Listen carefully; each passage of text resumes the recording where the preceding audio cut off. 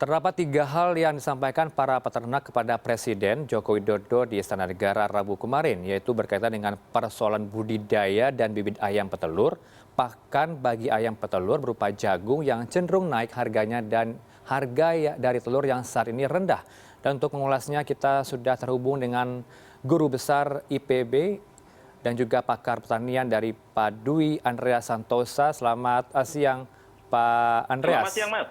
Ya, Pak Andreas, ya, melihat banyaknya ya, keluhan yang disampaikan oleh sejumlah peternak di daerah nih Pak, karena harga ya, pakan ya. naik seperti jagung. Bagaimana komentar Anda melihat hal ini sampai harus ketemu dengan Pak Jokowi kemarin di istana?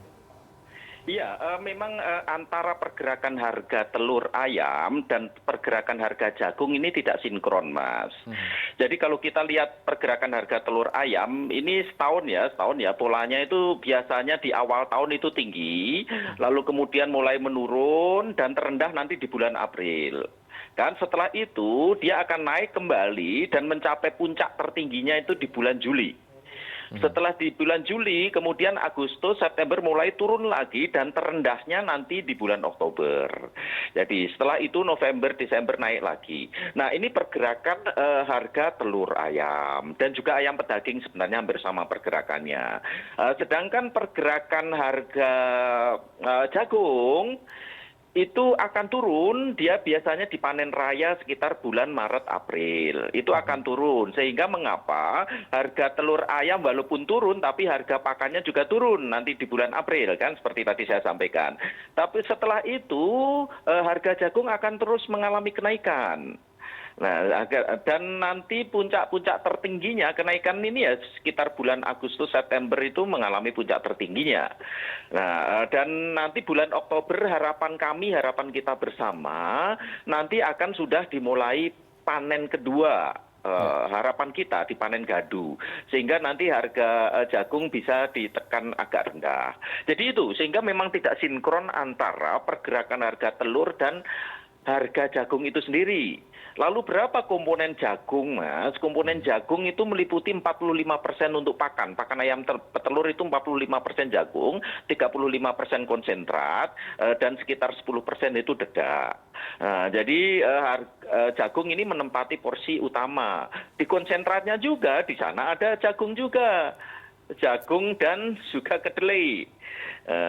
Dan konsentrat kan dibikin oleh pabrik pakan ternak. Jadi itu. Jadi dari koordinasi yang dilakukan oleh Menteri Perdagangan sejauh ini dan juga Menteri Pertanian, apakah juga cukup responsif Pak terhadap adanya ketidaksinkronan antara harga telur ayam dan juga harga dari pakan itu sendiri, Pak Andreas?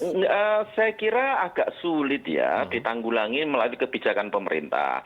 Karena kedua harga tersebut kan mekanisme pasar yang berlaku. Kecuali pemerintah memiliki stok yang memadai. Stok jagung yang memadai yang bisa digelontorkan ke pasar untuk menekan harga. Tapi saat ini saya tidak melihat itu, potensi itu. Sehingga kita yang bisa kita lakukan ya menunggu apakah ada panen jagung kedua yang musim gadu yang barangkali di bulan Oktober nanti ada.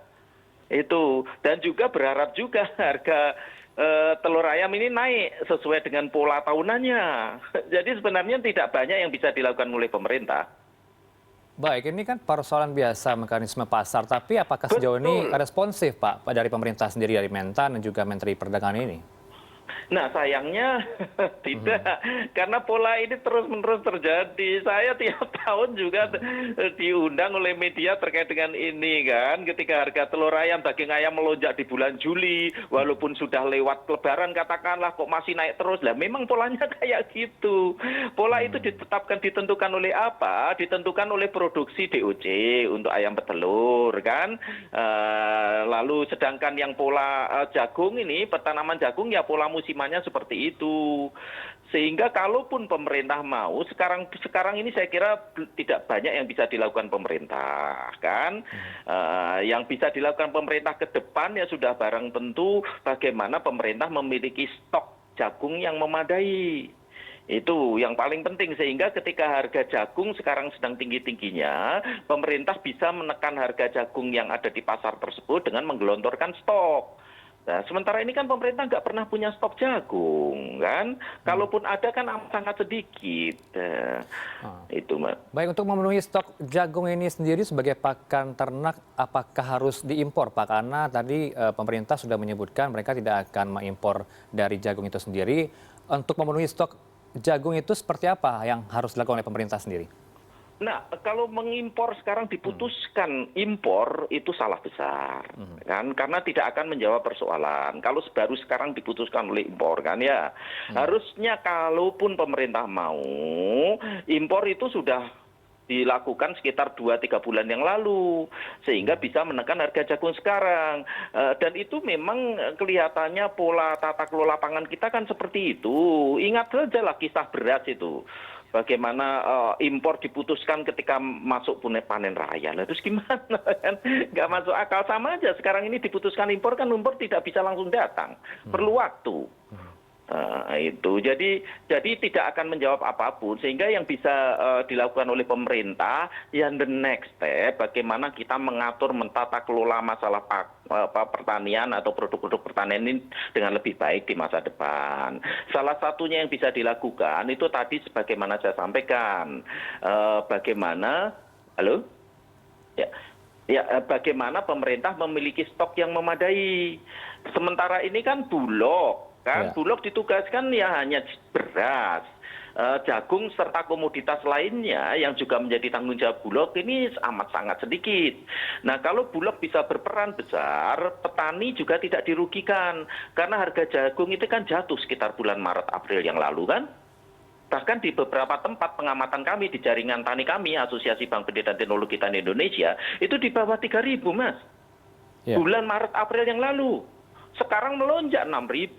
Karena apa? Memang stok nggak ada petani yang panen. Nah, ketika harga jagung jatuh, ini sebisanya diserap oleh pemerintah. Nah, ketika harga jagung tinggi seperti sekarang ini, kemudian bisa dilepas.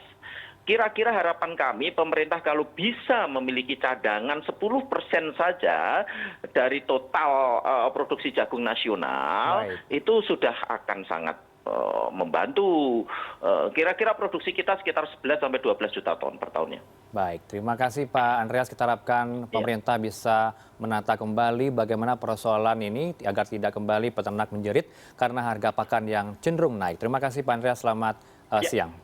Iya, selamat siang Mas. Terima kasih.